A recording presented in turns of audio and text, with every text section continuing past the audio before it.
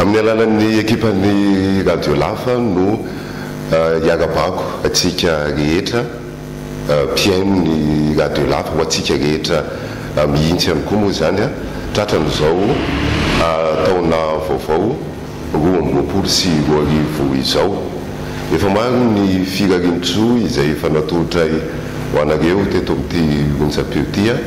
dia engany eo tanteraka amintsika rehetra izay firarintso efa nitanisaina tamintsika izay ary mba hitondra fahasalamana indrindra hitondra fitiavana ary eo ihany koa ny fahamarinana izao taona vaovao 2020 sy 2020 izao.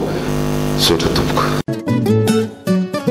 Ritumpo Andriamanitra andriananary nasaina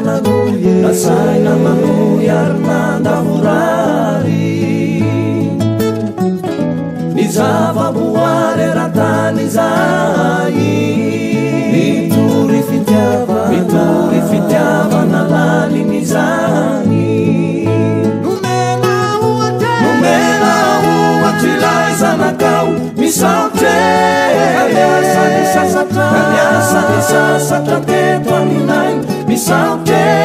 manjary asa masiny izao ny asanay misaotre mitory fitiavana laliny izany misaotre